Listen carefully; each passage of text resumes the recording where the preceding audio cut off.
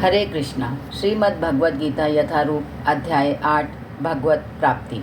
अर्जुन ने कहा, हे भगवान, हे पुरुषोत्तम, ब्रह्म क्या है, आत्मा क्या है, सकाम कर्म क्या है, यह भौतिक जगत क्या है तथा देवता क्या है, कृपा करके यह सब मुझे बताइए।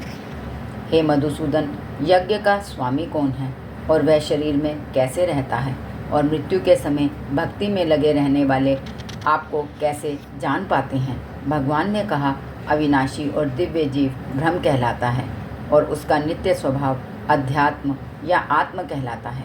जीवों के भौतिक शरीर से संबंधित गतिविधि कर्म या सकाम कर्म कहलाती है।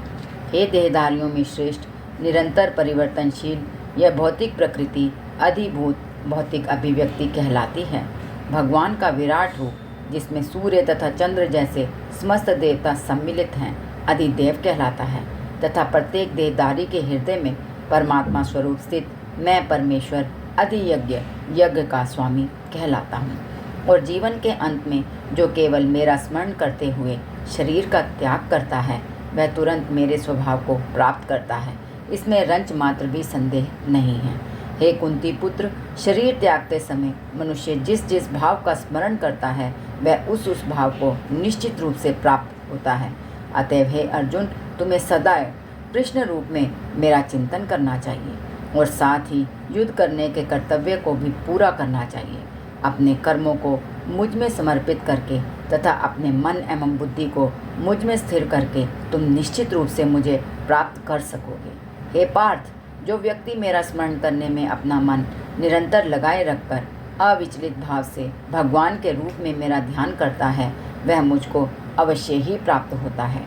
मनुष्यों को चाहिए कि परम पुरुष का ध्यान सर्वज्ञ, पुरातन, नियंता, लघुतम से भी लघुतर, प्रत्येक का पालन करता, समस्त भौतिक बुद्धि से परे, अचिंत्य तथा नित्य पुरुष के रूप में करें। वे सूर्य की भांति तेजवान हैं और इस भौतिक प्रकृति से परे दिव्य रूप हैं। मृत्यु के समय जो व्यक्ति अपने प्राण को बाहों के मध्य स्थिर कर लेता है और योग शक्ति के द्वारा अविचलित मन से पूर्ण भक्ति के साथ परमेश्वर के स्मरण में अपने को लगाता है, वह निश्चित रूप से भगवान को प्राप्त होता है। जो वेदों के ज्ञाता हैं, जो ओंकार का उच्चारण करते हैं और जो संन्यास आश्रम के बड़े बड़े मुनि हैं, वे ब्रह्म में प्रवेश करते हैं। ऐसी सिद्धि की इच्छा करने वाले ब्रह्मचर्य व्रत का अभ्यास करते हैं। अब मैं तुम्हें वह विधि बताऊंगा जिसमें कोई भी व्यक्ति मुक्ति लाभ कर सकता है। समस्त इंद्रिय क्रियाओं से विरक्ति को योग की स्थिति योग धारण कहा जाता है। इंद्रियों के समस्त द्वारों को बंद करके तथा मन को हृदय में और प्राणवायु को सिर पर केंद्रित करके मनुष्य अपने को योग में स्थापित करता है। इस योगाभ्यास में स्थित होकर तथा अक्षरों के परम संयोग यानी ओंकार का उच्चारण करते हुए यदि कोई भगवान का चिंतन करता है और अपने शरीर का त्याग करता है, तो वह निश्चित रूप से आध्यात्मिक लोकों को जाता है। हे अर्जुन, जो अनन्य भाव से निरंतर मेरा स्मरण करता है, उसके लिए मैं सुलभ हूँ, क्योंकि वह मेरी भक्ति में प्रवृत्त होता है। मुझे प्राप्त करके महापुरुष जो भक्ति योगी हैं, कभी भी दुखों से पूर्ण इस अनित्य जगत में नहीं लौटते, क्योंकि उन्हें परम सिद्धि प्राप्त हो चुकी होती है। इस जगत में सर्वोच्च लोक से लेकर निम्नतम सारे लोक दुखों के घर हैं, जहाँ जन्म तथा मरण का चक्कर लगा रहता है। किंतु हे कुंती पुत्र, जो मेरे परम धाम को प्राप्त कर लेता है, वह फिर कभी जन्म नहीं लेता। मानवीय गणना के अनुसार 1000 युग मिलकर ब्रह्मा का एक दिन बनता है और इतनी ही बड़ी ब्रह्मा की रात्रि भी होती है।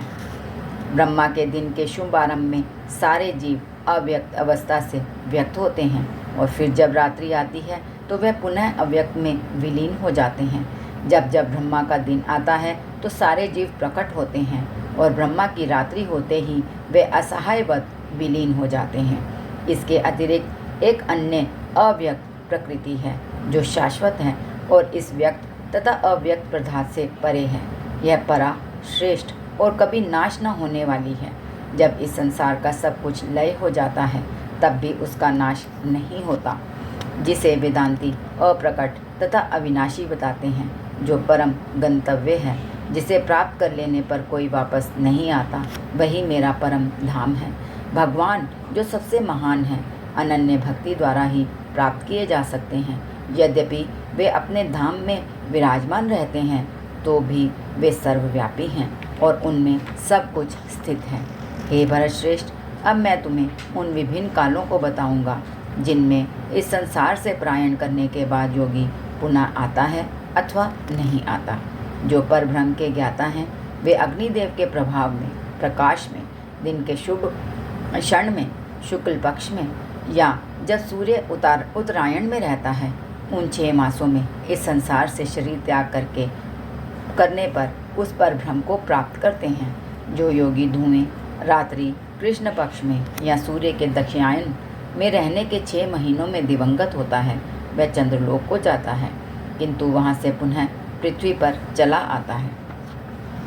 वैदिक मत अनुसार इस संसार से पलायन करने के 2 मार्ग हैं, एक प्रकाश का तथा दूसरा अंधकार का। जब मनुष्य प्रकाश के मार्ग से जाता है तो वह वापस नहीं आता, किंतु अंधकार के मार्ग से जाने पर वाला पुनः लौटकर आता है। हे अर्जुन, यद्यपि भक्तगण इन दोनों मार्गों को जानते हैं किंतु वे मोहग्रस्त नहीं होते, अतः तुम भक्ति में सदैव स्थिर रहो। जो व्यक्ति भक्ति मार्ग स्वीकार करता है वह वेदाध्ययन, तपस्या, दान, दार्शनिक तथा सकाम कर्म करने से प्राप्त होने वाले फलों से वंचित नहीं होता। वह मात्र भक्ति संपन्न करके इन समस्त फलों की प्राप्ति करता है और अंत में परम नित्य धाम को प्राप्त होता है। इस प्रकार श्रीमद् भगवद गीता के 8वें अध्याय भगवत प्राप्ति का भक्ति वेदांत अर्थ पूर्ण हुआ। हरे कृष्णा।